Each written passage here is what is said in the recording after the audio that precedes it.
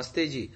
122वीं श्रव्य कणिका सत्यार्थ प्रकाश स्वाध्याय एवं प्रवचन माला आप सभी धर्म प्रेमी महानुभावों का हार्दिक स्वागत है। हम चतुर्थ समोल्लास के अंतर्गत गृहस्थ धर्म विषय को लेकर उसमें वर्ण व्यवस्था के संदर्भ में चर्चा करते करते क्रम प्राप्त विवाह के प्रकार इस पर हम चर्चा कर रहे थे। हमने राक्षस विवाह तक अधम विवाहों की चर्चा आपके सामने रख दी। अब अंतिम पैशाच विवाह के विषय में थोड़ा सा विस्तार से आपको बताते हैं। पैशाच विवाह सोती हुई या नशे में उन्मत्त लड़की को दूषित करना पैशाच विवाह है। एकांत पाकर उससे बलात्कार करना भी पैशाच विवाह के अंतर्गत है। मनु ने ऐसे विवाह की निंदा करते हुए इसे पापिष्ठ कहा, यानी पापों में सबसे बड़ा पाप। सुप्ताम मत्ताम प्रमत्ताम वा रहो यथोपगच्छति स पापिष्ठो विवाहानाम पैशाचाष्टमो धमः। पिश अवयवे धातु से प्रत्यय होने से पिश शब्द बना। पिश उपपद से आंग पूर्वक चमु अदने धातु से ङ प्रत्यय पूर्वक पैशाच शब्द बनता है, अथवा पिशित पूर्व पद से अश धातु से अण इत का लोप मकार को चकार होकर पैशाच बनता है। ये पिशितम अवयवीभूतम पेशितम वा मांसम रुधिरादिकम आचमंती भक्षयंती ते पैशाचाः। प्राणियों का कच्चा मांस खाने व रक्त पीने वाले हिंसक, दुराचारी, अनाचारी, तमोगुणी, अत्यंत निम्न और घृणित व्यक्ति पिशाच कहते हैं। वशिष्ठ तथा अपस्तंभ ने इस प्रकार के विवाह की विवाहों में गिनती ही नहीं की है। मनु जी का तो इस प्रकार के बलात्कार को भी विवाह की संज्ञा प्रदान करने का यह प्रयोजन प्रतीत होता है कि बलात्कार की शिकार निर्दोष स्त्री को भी समाज में यथोचित स्थान प्राप्त कराया जाए। इस विषय में डॉक्टर राधाकृष्णन ने लिखा, पैशाचा 8 different kind of marriages are recognized in the Hindu law books, but Manu did not shut his eyes to the practice of his contemporaries. Paishacha is a very low kind of marriage, but admitted as valid with the laudable motive of giving the injured women the status of wife and their offspring legitimacy. Hindu view of life, page number 61। इस पुस्तक में यह विवरण आता है। हिताहित विवाहों का निर्देश करते हुए मनु जी लिखते हैं, चतुर्णाम अपि वर्णानाम प्रेत्य चेह हिताहितम अष्टाविमान समासेन स्त्री विवाहान् निबोधत। चारों वर्णों ब्राह्मण, क्षत्रिय, वैश्य व शूद्र के परलोक में और इहलोक में हित करने वाले तथा अहित करने वाले इन 8 प्रकार के विवाहों को जानना चाहिए। इनमें से जो प्रथम 4 विवाहों को ही मनु जी ने हितकारी और उत्तम तथा धर्मानुकूल माना। ब्राह्मादिषु विवाहेषु चतुर्ष्वेवानुपूर्वशः ब्रह्म वर्चस्विनः पुत्रा जायन्ते शिष्ट सम्मताः। ब्राह्म, दैव, आर्ष और प्राजापत्य, इन 4 विवाहों में से जो संतान उत्पन्न होते हैं वे वेद आदि विद्या से तेजस्वी और आप्त पुरुषों की संगति से अत्युत्तम होते हैं। रूप सत्व गुणोपेता धनवंतो यशस्विनः पर्याप्त भोगा धर्मिष्ठा जीवंती च शतम समाः।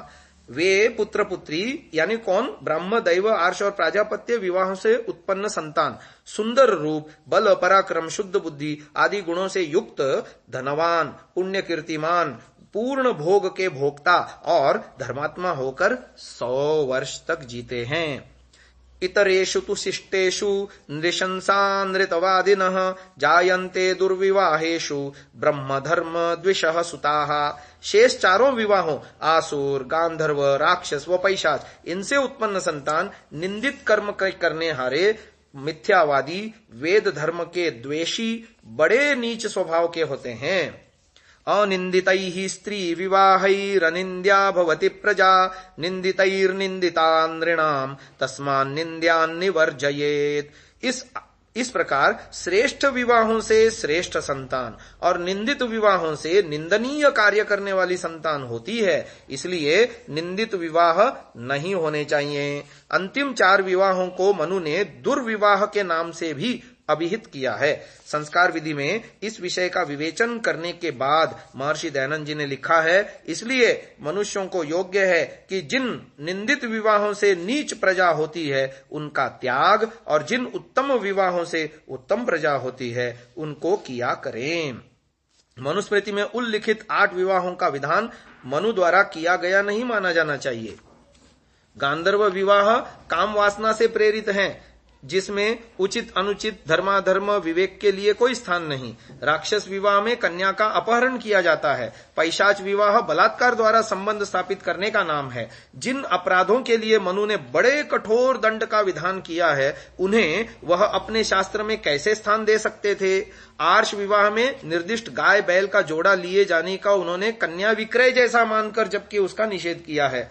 वस्तुतः मनु तथा तद अनुयायी ग्रंथकार ने अपने ग्रंथों में उन विवाहों का उल्लेख तो कर दिया जो किसी न किसी रूप में उस समय प्रचलित थे।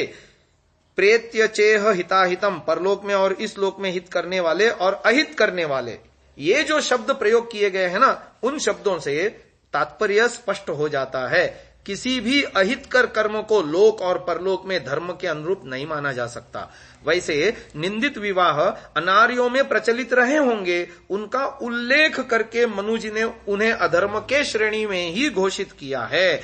इससे मूलभूत भावनाओं के साथ कोई असामंजस्य उत्पन्न नहीं होता।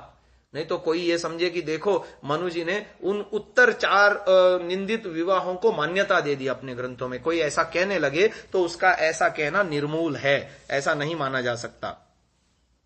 तो अब आगे शीर्षक आ रहा है विवाह से पूर्व का कार्य। तो ऋषिवर लिखते हैं, परंतु जब कन्या व वर के विवाह का समय हो, अर्थात जब 1 वर्ष व 6 महीने ब्रह्मचर्य आश्रम और विद्या पूरी होने में शेष रहें, तब उन कन्या और कुमारों का प्रतिबिंब यानी छायाचित्र यानी फोटोग्राफ जिसे कहते हैं प्रतिकृति उतार के कन्याओं की अध्यापिकाओं के पास कुमारों की और कुमारों के अध्यापिकाओं के पास कन्याओं की प्रतिकृति भेज देवे।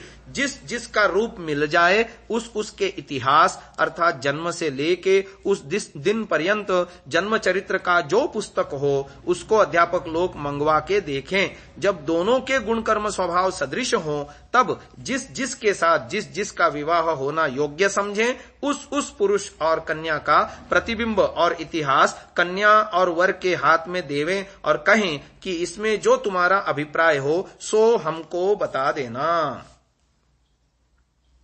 अब इसको कहते हैं कुंडली मिलाना। महानुभावों, ये जो ऋषि दयानंद ने बात लिखी है वास्तविक कुंडली मिलान तो ये है। आजकल जो कुंडली मिलाते हैं फलित ज्योतिष के आधार पर वो सब झूठी है, क्योंकि 36 के 36 गुण मिलने पर भी विवाह टूटते देखे गए हैं और जिन्होंने कुंडलियां बिल्कुल नहीं मिलाई उनके विवाह भी निभ गए हैं। तो यदि उनकी कुंडलियां मिलाई जाती, जिन्होंने अपने वैवाहिक जीवन को सफलतापूर्वक जिया, उनकी कुंडलियां मिलाई जाती तो कदाचित उनके एक भी गुण नहीं मिलते। ऐसा भी आप देख सकते हैं, व्यवहार में सर्वे किया जाए तो सामने आ जाएगा। लेकिन फिर भी ये झूठी कुंडली मिलाते हैं। वास्तुतः ये जो ऋषि दयानंद ने बात लिखी है कि विवाह से 6 महीने व 1 वर्ष पूर्व तक यानी जन्म से लेकर के माता पिता गुरुकुल जाने तक कन्या का अथवा अपने पुत्र का विवरण लिखे, इतिहास, इसको कहते हैं इतिहास। ये है कुंडली लिखना।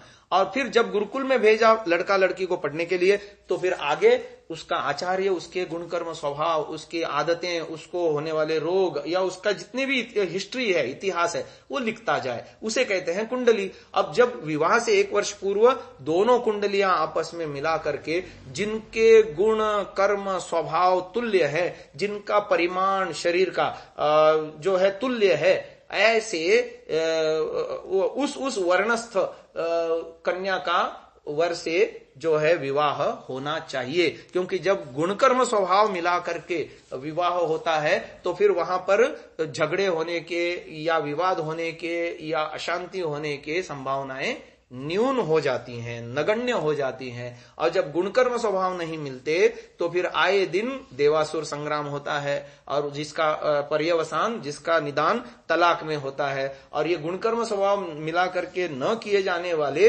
विवाहों में अक्सर होता है। तो ये बात विशेष जानने की थी। आगे की बात हम आपको कल बताएंगे कि विवाह कहां पर होवे, ये शीर्षक आ रहा है। आज के लिए इतना ही। ओम।